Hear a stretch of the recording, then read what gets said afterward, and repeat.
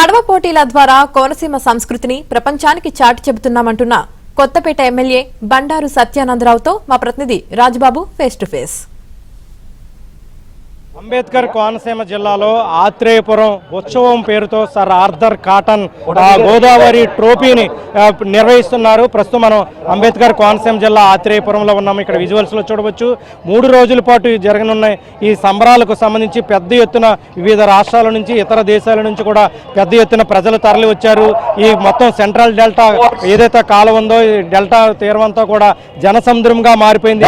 విజువల్స్లో చూడవచ్చు. మనం ప్రస్తుతం ఎమ్మెల్యే బండారు సత్యానందరావు ఉన్నారు, ఆయనతో మాట్లాడదాం. సార్ చెప్పండి సార్, జాతీయ స్థాయిలో గత ఏడాది రాష్ట్ర స్థాయిలో పోటీలు నిర్వహించారు, ఈ సంవత్సరం జాతీయ స్థాయిలో పోటీలు నిర్వహిస్తున్నారు. అంటే ఎంతమంది ఏ పోటీలు నిర్వహిస్తున్నారు, క్రీడాకారులకు ఏ విధమైన బహుమతులు ఇవ్వబోతున్నారు ఈ పోటీలతో? గత సంవత్సరం రాష్ట్ర స్థాయిలో నిర్వహిస్తే అనూహ్యమైన స్పందన వచ్చింది. మేము కూడా ఊహించలేదు. దేశవ్యాప్తంగానే కాదు అంతర్జాతీయంగా కూడా విదేశాల్లో ఉన్న ఇక్కడ తెలుగు వారందరూ కూడా ఫోన్లు చేసి ఆత్రేయపురం కాలువలో ఈ విధంగా డ్రాగన్ పడవల పోటీలా ఈత పోటీలని ఆశ్చర్యపోవడం జరిగింది. ఆ స్ఫూర్తితో ఈనాడు పెద్ద ఎత్తున ఇంకా 4 రెట్లు పెంచి ఈనాడు కార్యక్రమాలు ఏర్పాటు చేయడం జరిగింది. 18 ఈవెంట్లకి 1, 2, 3 స్థానాలకు వివిధ రకాలుగా బహుమతులు అందజేయడం జరిగింది. రంగవల్లులు జరిగాయి. రంగవల్లులు కూడా ఎక్కడో చాలా సుదూర ప్రాంతాల నుంచి వైజాగ్, విజయవాడ లేదా భద్రాచలం 2 తెలుగు రాష్ట్రాల నుంచి కూడా వచ్చి పాల్గొన్నారు. కొన్ని వందలాది మంది మహిళలు, వారికి కూడా బహుమతులు అందజేయడం జరిగింది. పాల్గొన్న వారందరూ కూడా బహుమతులు ఇవ్వడం జరిగింది. ఈనాడు డ్రాగన్ పడవల పోటీలు జాతీయ స్థాయిలో నిర్వహిస్తున్నాం. సుమారు 30 జట్లు తలపడుతూ ఉన్నాయి. కేరళ నుంచి, తమిళనాడు నుంచి, తెలుగు రాష్ట్రాల నుంచి కూడా వచ్చి పాలు పంచుకుంటూ ఉన్నారు. వివిధ జిల్లాల నుంచి వచ్చారు. వారికి మొదటి బహుమతిగా 2 లక్షల రూపాయలు, రెండవ బహుమతిగా 1,00,000 రూపాయలు, మూడవ బహుమతిగా 50,000 రూపాయలు డ్రాగన్ పడవల పోటీల విజేతలకు అందివ్వబోతూ ఉన్నాం. సార్, గత 2 సంవత్సరాలు కూడా ఈ ఉత్సవాలను అత్యంత వైభవంగా కోనసీమ ప్రతిష్టతను ఇనుమడింప చేసే విధంగా చేస్తున్నారు. అంటే ఇదే స్ఫూర్తితో లొల్లలాకులు కావచ్చు, ఈ గోదావరి డెల్టా కావచ్చు, దీన్ని పర్యాటక ప్రాంతంగా నిత్యము పర్యాటకులు ఇక్కడికి వచ్చి తిలకించే విధంగా ఏర్పాట్లు చేస్తారు. మా యొక్క ఆలోచన అదే.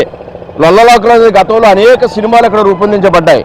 కానీ ఆనాటి పూర్వవైభవం తిరిగి తీసుకురావాలి. లొల్లలాకుల్లో మొత్తం పూర్తిగా అభివృద్ధి సాధించాలి. పర్యాటకంగా రిసార్ట్స్ లేదా అక్కడ పార్కులు లేదా యాంపిల్ థియేటరు రకరకాలైనటువంటి వినూత్నమైనటువంటి కార్యక్రమాలతో వాటర్ స్పోర్ట్స్ ఇవన్నీ రెగ్యులర్గా జరగాలని, ఏదో ఈ 3 రోజుల ఉత్సవాలు ఆలోచనతోటి మేము ఈ కార్యక్రమాలు చేయటం లేదు. ఇవన్నీ కూడా ప్రోత్సహించే విధంగా ప్రత్యేకమైన కార్యక్రమాలు రూపొందించి ఒక పర్యాటకంగా రెగ్యులర్గా పర్యాటకులు వచ్చే విధంగా ఆకర్షించడానికి ఈ ప్రయత్నం అంతా ఇది సఫలీకృతం అవుతున్నాం. అందరూ సహకరిస్తున్నారు.